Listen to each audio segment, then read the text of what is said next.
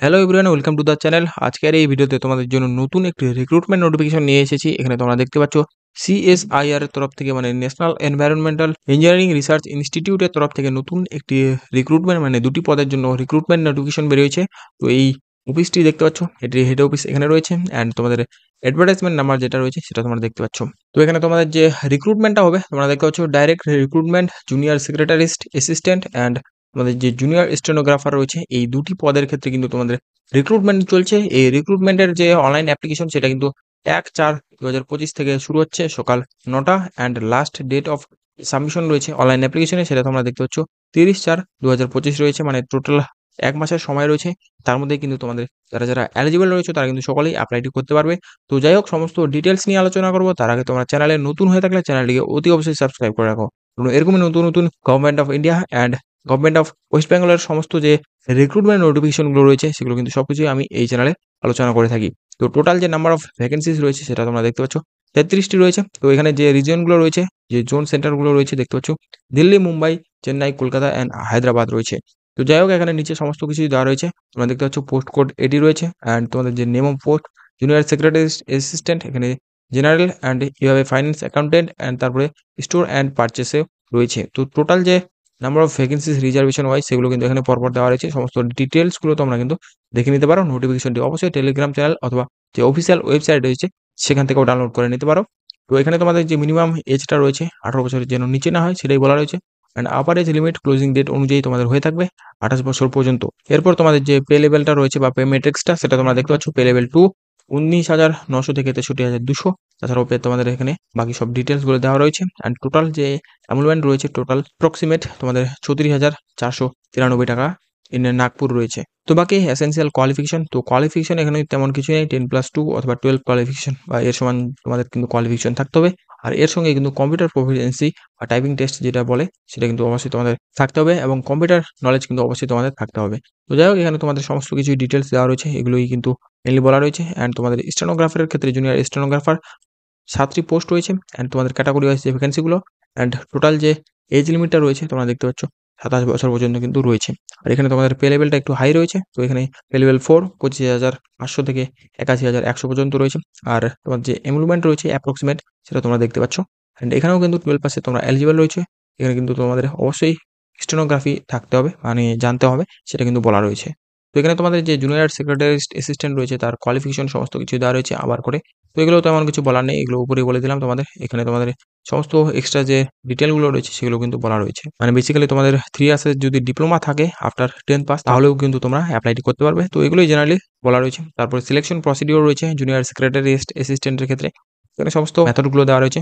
এখানে তোমাদের selection process junior secretary assistant, এখানে তোমাদের রিটেন এক্সাম, তারপরে proficiency in computer typing and তারপরে তোমাদের কিন্তু ইন ইউজিং কম্পিউটার অবশ্যই সমস্ত কিছু টেস্ট করা হবে। তারপরে তোমাদের যে টাইপিং রয়েছে সেগুলো বলা রয়েছে। তো ইংলিশ টাইপিং তোমাদের 35টি word per minute and Hindi typing তোমাদের 30টি ওয়ার্ড পার মিনিট লাগবে। আর বাকি তোমাদের কি ডিপ্রেশনটাও রয়েছে এখানে বলা রয়েছে। তো সেগুলো দেখতে পাচ্ছ 10,500 থেকে তোমাদের 9,000 কি ডিপ্রেশন পার আওয়ার থাকতে হবে। তো এখানে তারপর তোমাদের যে স্কিমগুলো রয়েছে কম্পিটিটিভ এক্সামের জন্য সেগুলো বলা রয়েছে। তো কোয়েশ্চেন ওএমআর বেস্ট বা কম্পিউটার টেস্ট হতে পারে। তো এখানে তোমাদের যে মিডিয়াম রয়েছে ইংলিশ, হিন্দি যেকোনো একটি হতে পারে। আর এখানে যে স্ট্যান্ডার্ড রয়েছে সেটা কিন্তু অবশ্যই 10+2, মানে অবশ্যই তোমাদের 12 কোয়ালিফিকেশনের জন্যই কিন্তু এই স্ট্যান্ডার্ডে এক্সামটা করানো হয়ে থাকবে। অ্যান্ড তোমাদের কোয়েশ্চেন যেটা রয়েছে তোমরা দেখতে পাচ্ছ 200 অ্যান্ড টাইম তোমাদের দেওয়া হবে টোটাল 2.5 ঘন্টা। আর এখানে তোমাদের অবশ্যই কিন্তু দুটো পেপার রয়েছে, পেপার 1 অ্যান্ড পেপার 2। আর এখানে তোমাদের যে সমস্ত ক্যান্ডিডেট পেপার 1 ক্লিয়ার করবে তারপরেই কিন্তু বাকি সব পেপার 2 এর জন্য এলিজিবল রয়েছে। তো paper 1 a mental ability test রয়েছে, তো 100 মার্কস রয়েছে। অ্যান্ড মেন্টাল এবিলিটির মধ্যে কি রয়েছে সেগুলো এখানে দেখতে পাচ্ছ। Quantitative aptitude, reasoning and problem solving, general intelligence. তো প্রত্যেকটি কোয়েশ্চেন কিন্তু দেখতে পাচ্ছ নাম্বার 2 মার্কস করে রয়েছে অ্যান্ড টোটাল 200 মার্কস। অ্যান্ড এখানে তোমাদের যে নেগেটিভ মার্কিং সেটা কিন্তু বলা রয়েছে, কোনো রকমের নেগেটিভ মার্কিং এখানে নেই। তো এরপরে যে পেপার 2 রয়েছে তার ক্ষেত্রে তোমাদের 60 মিনিট সময় রয়েছে। তো এখানে তোমাদের যে জেনারেল অ্যাওয়ারনেস রয়েছে সেটা 50 অ্যান্ড তোমাদের ইংলিশ ল্যাঙ্গুয়েজের উপর 50 কোয়েশ্চেন রয়েছে। অ্যান্ড ম্যাক্সিমাম মার্কস কিন্তু প্রত্যেকটিতে 3 মার্ক করে রয়েছে, মানে 150 করে রয়েছে। অ্যান্ড নেগেটিভ মার্কিং অবশ্যই কিন্তু প্রত্যেকটি ভুল অ্যান্সারের ক্ষেত্রে 1 মার্ক করে তোমাদের কেটে নেওয়া হবে, এটা বলা রয়েছে। তো এখানে সিলেবাসগুলো সমস্ত কিছু বলা রয়েছে, কি দেওয়া রয়েছে। আর তোমাদের যে প্রিপারেশন অফ মেরিট লিস্ট রয়েছে সেটা দুটোর ক্ষেত্রেই সেম। তো প্রফিসিয়েন্সি টেস্ট কিন্তু অবশ্যই তোমাদের বাই নেচার থাকবে, অ্যান্ড পেপার 1 ক্লিয়ার করাটাও কিন্তু বাই নেচার, মানে তোমাদের সকলকেই ক্লিয়ার করতে হবে। তারপরে কিন্তু যে পেপার 2 রয়েছে সেই অনুযায়ী তোমাদের কিন্তু মেরিট লিস্ট রয়েছে সেটা কিন্তু প্রিপেয়ার করা হবে। তো এখানে তোমাদের বাকি ডিটেলগুলো দেওয়া রয়েছে, আবারও সেই সমস্ত ডিটেলস তোমরা অবশ্যই দেখে নিতে পারো। তো এরপরে তোমাদের যে জুনিয়র স্টেনোগ্রাফার রয়েছে তার ক্ষেত্রে সমস্ত কোয়ালিফিকেশন দেওয়া রয়েছে, অ্যান্ড পিডব্লিউদের ক্ষেত্রে সমস্ত ডিটেলস, অ্যান্ড এরপরে তোমাদের যে সিলেকশন প্রসিডিওর যেটা উপরে রয়েছে তেমনটাই ঠিক রয়েছে। তো এখানে তোমাদের সমস্ত প্রফিসিয়েন্সি টেস্ট করা হবে, অ্যান্ড রাইটিং যে রয়েছে সেটা অবশ্যই কিন্তু 10 মিনিটের হয়ে থাকবে, যেটা সাধারণত হয়ে থাকে। অ্যান্ড তোমাদের যে স্পিড রয়েছে সেটা কিন্তু 80 ওয়ার্ড পার মিনিট হতে হবে, এটাই বলা রয়েছে। তো এখানে তোমাদের সমস্ত স্কিমগুলো রয়েছে রিটেন এক্সামের, তো ওইমার বেস্ট। আবার যেটা উপরে বললাম তেমনটাই সম্পূর্ণটাই সেম রয়েছে, শুধু এখানে তোমাদের টাইম অ্যালট করা হবে 2 ঘন্টা। আর এক্সট্রা যারা রয়েছে স্ক্রাইবের ক্ষেত্রে তাদের ক্ষেত্রে 40 মিনিট এক্সট্রা দেওয়া হবে। আর পেপার যে রয়েছে সেটা তোমরা দেখতে পাচ্ছ, সরি পেপার না, পার্ট 2, পার্ট 3টা রয়েছে, সাবজেক্টগুলো দেখতে পাচ্ছ।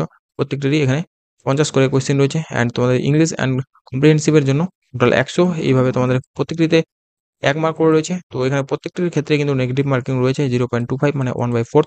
তো এখানে কিন্তু তোমাদের অবশ্যই খেয়াল রাখতে হবে। আর বাকি এখানে প্রফিসিয়েন্সি স্টেনোগ্রাফার রয়েছে, তো স্টেনোগ্রাফিতেও কিন্তু তোমাদের অবশ্যই টেস্টিং রয়েছে। তো এখানে ইংলিশের ক্ষেত্রে 50 মিনিট, অ্যান্ড হিন্দির ক্ষেত্রে তোমাদের 65 মিনিট। আর এখানে তোমাদের টোটাল টাইম ডিউরেশন দেওয়া রয়েছে স্ক্রাইবের ক্ষেত্রে। তো যাই হোক, এখানে তোমাদের সমস্ত যে মার্কস দেওয়া হবে সেটা কিন্তু বাই নেচারে সমস্ত কিছু ডিটেলস দেওয়া রয়েছে। তো এখানে ক্যালকুলেশনটা বলা রয়েছে, যেটা সাধারণত হয়ে থাকে সেটাই রয়েছে।